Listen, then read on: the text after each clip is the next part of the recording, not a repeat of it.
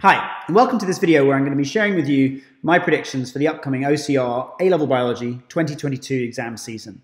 So you may have already watched my video on the advanced information, and this is what's coming up. And you may remember that when I'm talking about advanced information and predictions, you need to kind of use this with caution because you still need to remember everything, revise all the content as it might come up, anything might come up, most likely in the multiple choice questions. But you need to know these topics listed really, really well. So what I've done, I've gone through all these topics and I've looked at the exams over the past 3 years and tried to pick out what things are even more likely to come up. So I'm going to share that with you now. Oh, and before we get started, a quick extra bit of information. Some of you have asked me, have I got a plant and animal responses mind map? I do, but it's in two separate mind maps, because when I made it, I felt it made more sense to talk about animal responses within nerves and muscles, because all that's quite connected, and to talk about plant responses within hormones, because plants have their responses through hormones. So you have to go into these two mind maps, and in the description for each mind map, I've written which part is relevant. So in the nerves and muscles mind map, it's the first 20 minutes is all about animal responses. And then you've got to jump ahead to 1 hour in, and then from then on it talks about kind of muscles, and that's also in animal responses. And for the hormones mind map, well, the whole of hormones is coming up, so you could watch the whole video. But if you want to go straight to the plant responses part, it's about 48, 49 minutes in is where I start talking about plant hormones. Okay, right, let's get into the predictions. First of all, let me just take you through my method. I've taken the different modules that the exam board have said are going to come up. So they've said plant and animal response is going to come up, respiration is going to come up with some practical stuff, photosynthesis, and then they've also said transport in plants, hormonal communication, and membranes are going to come up, all within that biological processes paper, which is on the 9th of June. Now, what I've done is I've looked at the exams from 2019, 2020, and 2021, not the multiple choice, mind you, just the long answer. And I've tried to kind of write down what bits have been assessed. So what do these numbers mean here? So this 1 refers to that in my textbook that I use, that links to this kind of syllabus statement here, 5.5.1, plant response to environment. This was also linking to 1. 2, the gibberellin experiment links to controlling plant growth. In 2020, kind of 3 came up. That's this one, tropisms. And some chi-squared as well came up. And in 2021, 7 came up, reflexes, that's down here, reflex actions. 6 came up, that's the brain, and 9 came up, that's heart rate.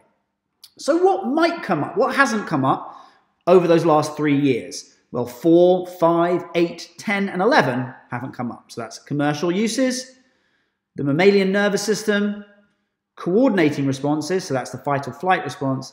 10 hasn't come up, and 11. So let's actually highlight those things. Those things haven't come up. 4, 5, 8, 10, 11. So 4, 5, 8, 10, and 11. And what I've also done here is underline the kind of things that I think are, well, might most likely to come up. So uses of plant hormones commercially, structure of nervous system, muscles, and muscles linked with respiration. So this might be something to do with muscles going kind of respiring aerobically and then switching to anaerobic respiration as they can't get enough oxygen, something like that. So if I've underlined it, I really feel like it's going to come up. Okay, so I'll talk a little bit more about some of these things. In respiration, this is the stuff that came up in 2020 and 2021. You can pause and have a more of a detailed look if you want. But the stuff that I really think is going to come up is something about yeast respiration. So the fact that yeast can respire aerobically and anaerobically. And also we might have stuff on oxidative phosphorylation. We could also have, something on the respirometer and our Q values, because it's definitely, that's yeast respiration practical, but that came up last year. Okay, so our Q values came up last year. So potentially also we could add in respirometers to this. I'm just going to add that in here also, respirometers. Yeah. Photosynthesis, I feel like it's time for some light-dependent and chloroplast structure stuff to come up, but you can have a look through there. Right, let's move on to the second part of the processes paper. So, you can pause and look in detail, and I'm also going to share this PowerPoint basically on my Google Drive. But the predictions are on the right here, so maybe something to do with water movement into plants. I think something to do with water movement into the roots, potentially. But there's a lot of gaps here. So 1, 2, 3, and 5 haven't really come up. So that's transport in plants, tissues, which is why I think about the tissue, identifying tissues in the roots, maybe might come up or something like that. Potentially even doing a biological drawing of root tissues. Maybe that could come up, biological drawing potentially of that. And 5, which is the transpiration stream. We've had a potometer practical, so that's not really, probably not going to come up, but maybe something about describing the movement of water into the roots via osmosis. Hormonal communication, we've had some stuff on adrenaline recently. We've had some stuff on insulin secretion and treating type 1. So potentially we could have something on regulating blood glucose as an example of negative feedback, or something about adrenal glands linked to coordinating responses. So this bit here, adrenal glands, links quite nicely to the fight or flight response, which would fall under animal responses. And they're on the same paper, so that could be where they kind of get marks for both sections. And then finally on this paper, membranes, we've got osmosis, I think is due to come up, maybe analyzing osmosis via Visking tubing experiments, stuff like that. All right, so on to the diversity paper. Again, pause, have a look at my kind of analysis, and I'm just briefly going to go through my top predictions. So I think maybe kind of 0.6 here. This hasn't come up very much. Other processes involving biotechnology.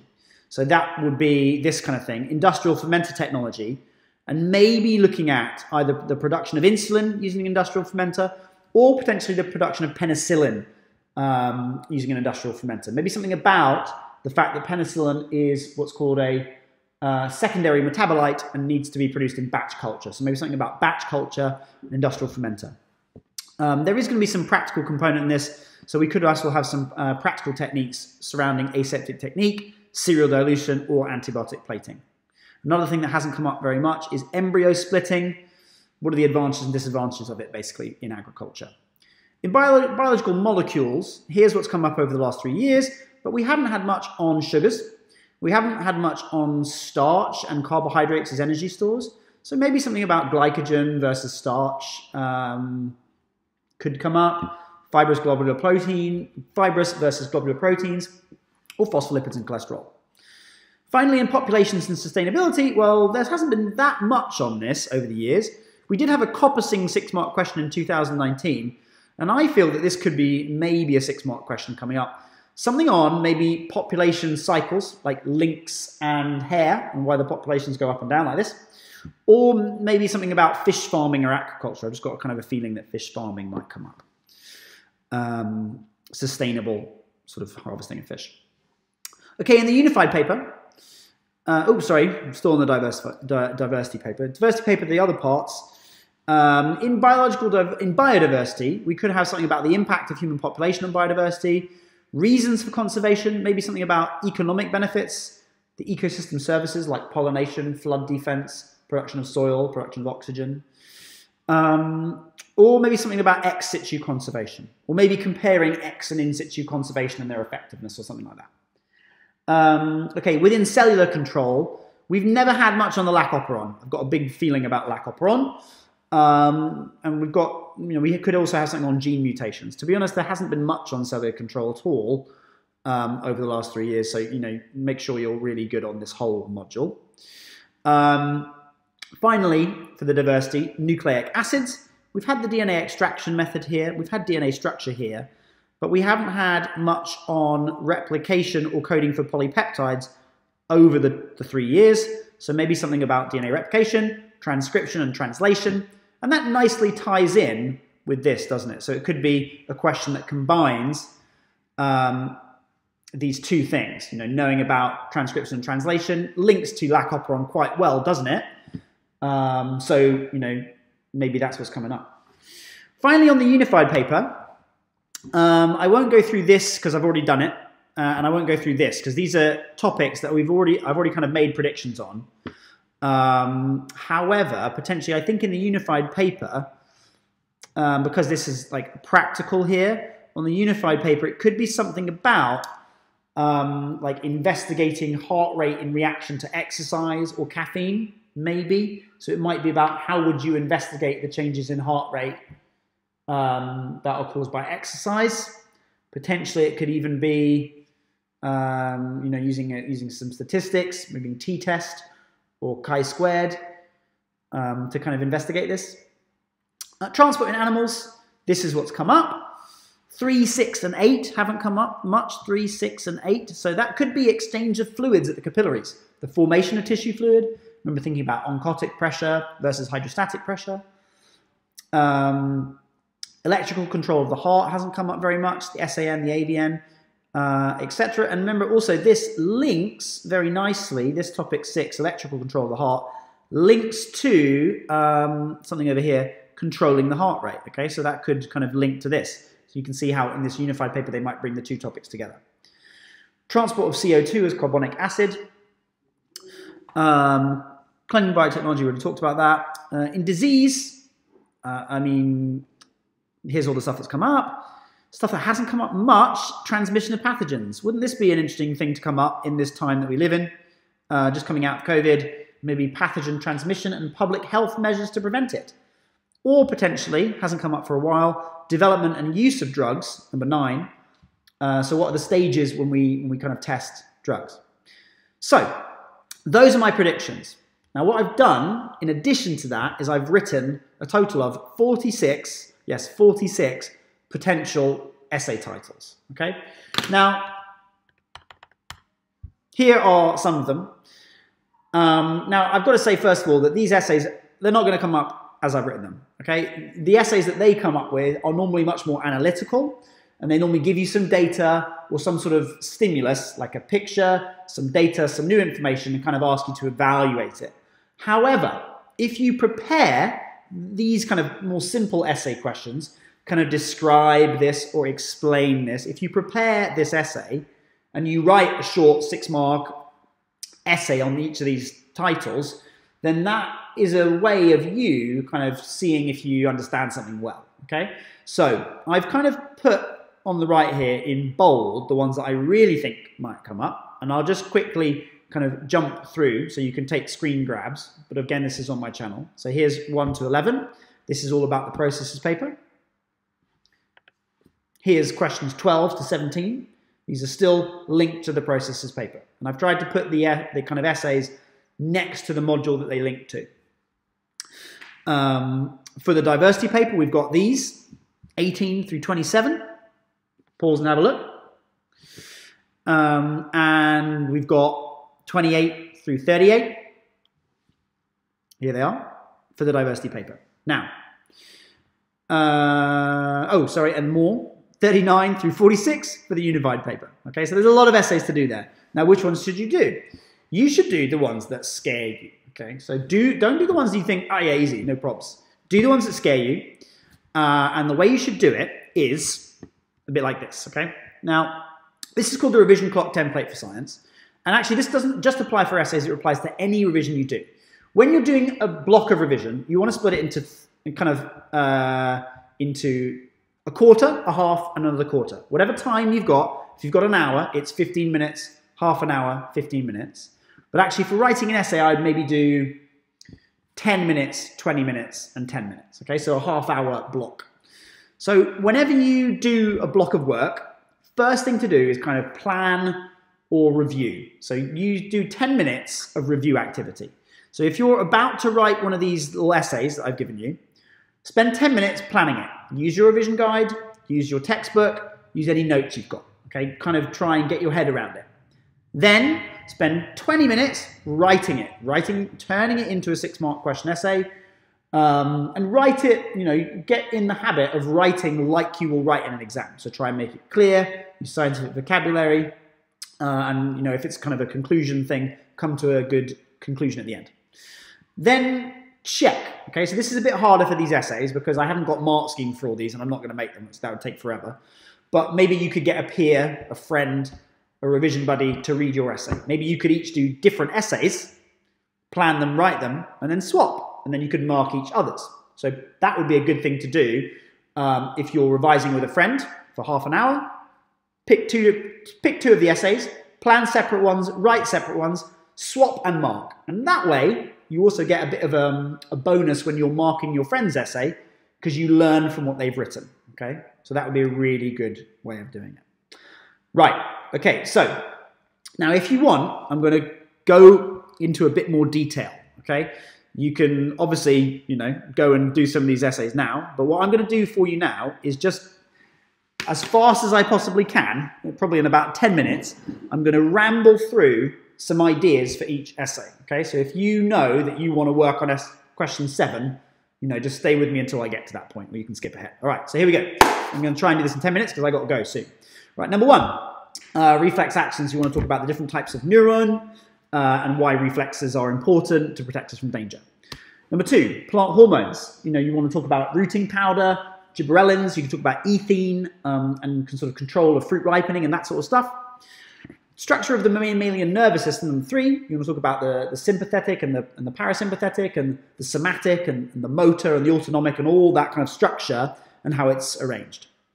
4, how a force is generated in the sarcomere. We're really talking about actin and myosin, the power stroke, the cross-bridge cycle, and then we're talking about the sliding filament theory. Okay, this is a key one, number 4. Number 5 is another key one. This I'm going to go into a little bit more detail because I think this is a key one that could come up. So if you're running a 400-meter race, people say the 400-meter race is like one of the most difficult races to do because you start out aerobically and you finish anaerobically, okay? So what happens? When your muscles start contracting, your muscles... Hang on a minute.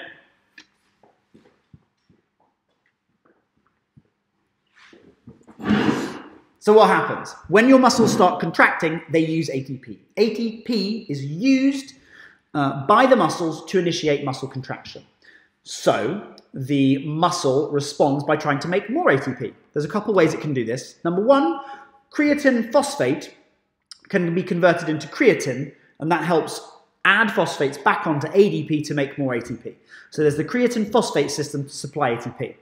Number 2, we have oxidative phosphorylation, and aerobic respiration generates ATP in the mitochondria using oxygen. However, oxygen is going to run out in this race because you're really, really pushing it. And then the muscles are going to have to switch to anaerobic respiration. In anaerobic conditions, glucose is broken down to lactic acid. Now that lactic acid builds up in the muscles.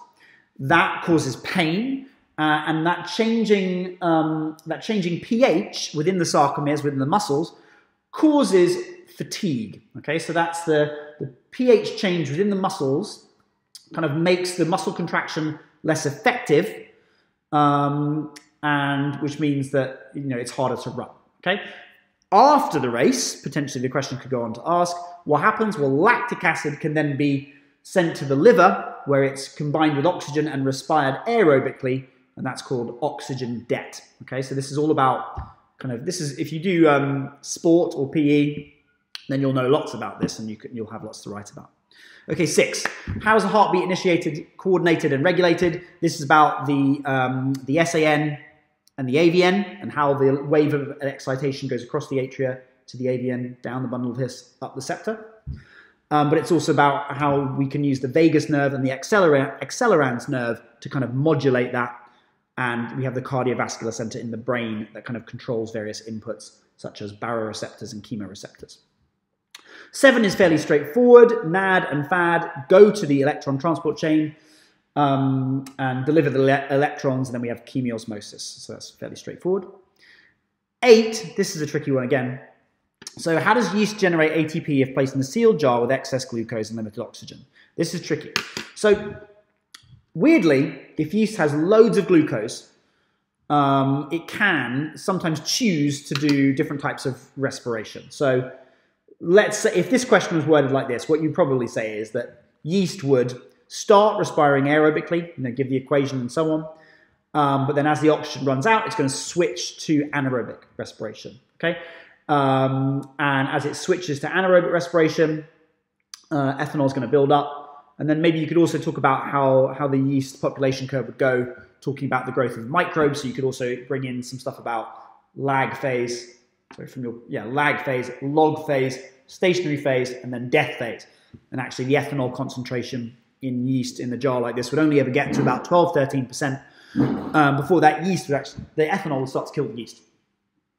My goodness, am I going to do this in 10 minutes? Right, number 9. This is straightforward, okay? So this is light harvesting by photosystems and describing the light-dependent reaction. Number 10, Chloroplast structure. Again, this is fairly straightforward, talking about how the structure of the, the stroma and the thylakoids and all that, how that works. 11, what is a photosystem? Remember, this is the protein. So this would be more about talking about protein structure and accessory pigments and how that energy is transferred down to the reaction center chlorophyll. Moving on, number 12. Oh gosh, this is going to test me because I can't remember this very well, but this is how water is moved into the root hair cells. We've got active transport of mineral ions, and then water follows via osmosis. Then it moves through the apoplast, symplast, and vacuolar pathways. But ultimately, when it gets into the middle of the root, has to go through the symplast pathway because we have that layer of the endodermis and the Casparian strip, which has suberin in it, which makes the kind of cell wall pathway impermeable. 13, this is transpiration stream, so basically like describing the xylem and how water moves up the xylem and the adaptations of the xylem.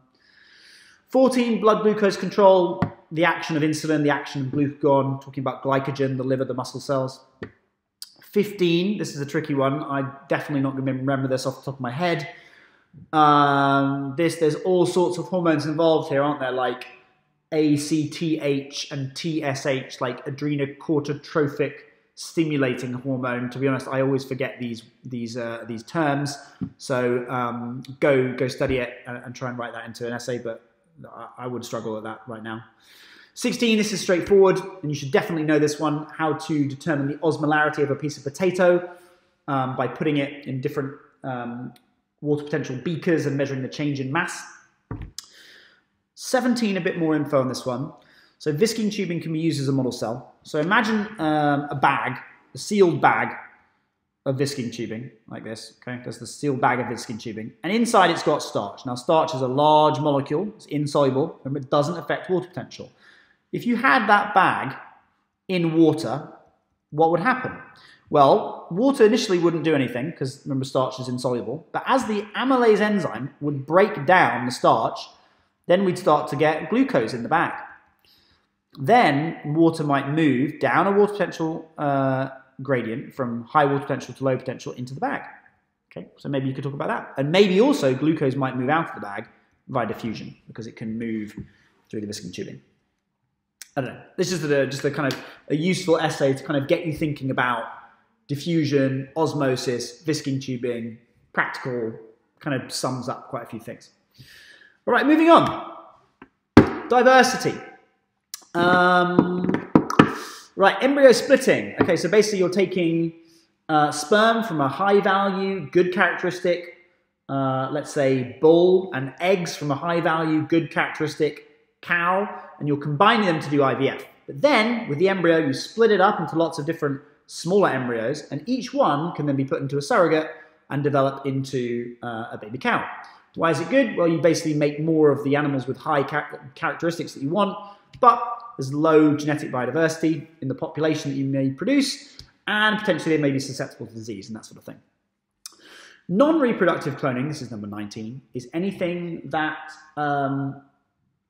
isn't cloning to make a new organism. So it could be for research, it could be for stem cell medicine, and stuff like that. So that's what you need to look into. 20, this could be one. Penicillin is produced by the fungus penicillium, which can be grown in an industrial fermenter. Describe the fermenter and the type of culture that is used to do this. So this is going to have to be batch culture, because remember, penicillin is a secondary metabolite. So explain what batch culture means. Explain why penicillin is a secondary metabolite. Why does fungus not produce it all the time? And then maybe explain the technology that would be used in the industrial fermenter. Okay, batch culture. 21. This is a serial dilution type thing. So how could you do serial dilution to identify the number of bacteria in any culture? For example, Yakult. 22.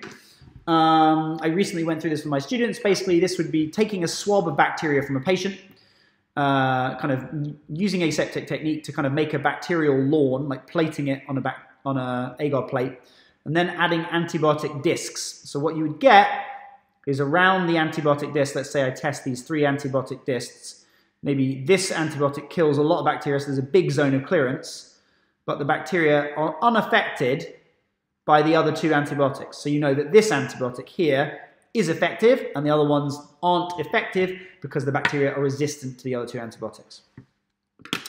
23, structure and property of carbohydrates. So what are the properties of starch, glycogen, amylose, and myelopectin? Talk about 1,4 glycosidic bonds and 1,6 glycosidic bonds. Which do they have? Where would you find them? Why is glycogen better for animals than starch? What lipids, plural, are present in membranes? There are actually two. Cholesterol actually counts as a lipid. So does, of course, a phospholipid. So what do? What roles do they take? Fibrous and globular proteins, maybe compare hemoglobin with collagen. Talk about the amino acids, the primary structure, and what the definitions are. 26, this is a bit of a stretch here. You have to imagine some data.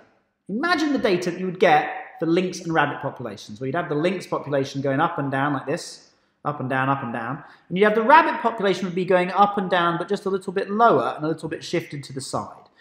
Why is that? Okay, can you explain why we get population cycles? And you might get data, the actual data, the original experiments were not experiments.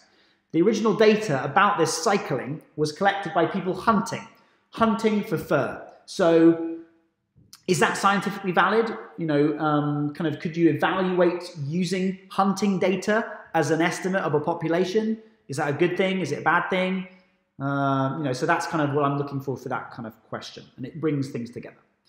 27, this is one I think could well come up. Evaluate the strategies that could be used to increase the sustainable supply of fish. So this is about quotas.